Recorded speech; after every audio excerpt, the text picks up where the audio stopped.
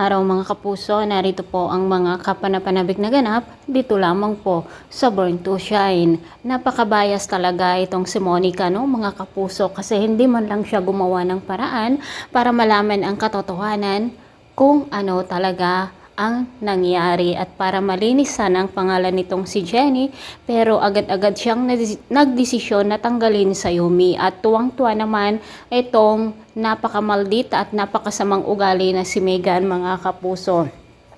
At ang isa pa ay kinuha pa ng Astra M ang bahay na ibinigay nila kina Jenny noon, kung kaya't bumalik ang pamilya ni Jenny dito sa Port Uno. Dahil nga agad na pumunta na naman sina Megan dito sa bahay ni na Jenny, ay nag-away na naman ang dalawa at nagbuhusan sila ng basura.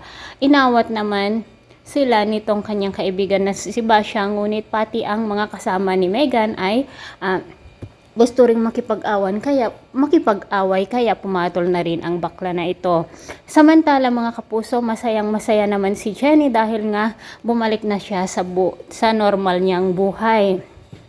Habang may performance ang Yumi, pumunta si Jenny, ngunit umiiyak ito at hindi niya talaga matanggap na tanggal na siya sa Yumi.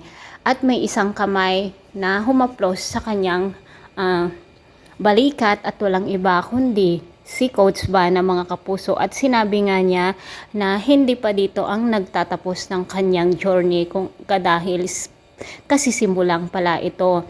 At kahit wala daw ang Astra M, ay subukan niyang tumayo mag-isa dahil nga napakatalino at napakagaling niyang mang-aawit.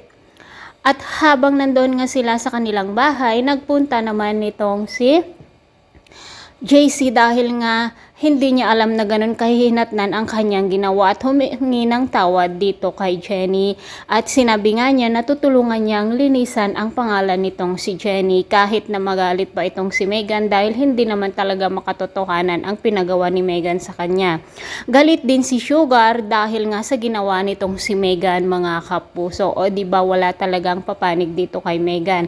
Ang papanig lang talaga ay ang kanyang mama na kaparehas niya na si Dara na makasarili. At pumunta naman si Vanna dito sa kanilang bahay at sinabi nga ni Vanna na kahit wala ang Astra M ay kayang-kanya niyang ipagpatuloy ang kanyang mga pangarap. O di ba mga kapuso, ito na ang inihintay natin, ang pagbabalik ni Coach Vanna at siya mismo ang magiging coach nitong si Jenny. At pumunta na nga si Jenny dito sa kung saan ay nandoon ang company ni Vanna at nakita nga niya ang mga Nixie mga kapuso. So ibig sabihin kaya ang Nixie ay ang pagmamay-ari nitong si Coach Vanna. O di ba mga kapuso, pero sana huwag na lang nilang isali si Jenny dito sa Nixie. Mas mabuting mag-solo na lamang siya para sa ganun ay dito nga niya sisimulan ang kanyang pangarap at ipakita niya sa mga Astra M na kahit wala na siya sa Yumi ay kayang-kanya niyang ipagpatuloy ang kanyang pangarap at ilalampaso niya itong si Megan. At bumalik na nga rin si Dara mga kapuso. Sigurado kasama niya si Amelia. Ano kaya ang gagawin ni Amelia kapag malaman niya na tinanggal ni Monica si Jenny dito sa Yumi?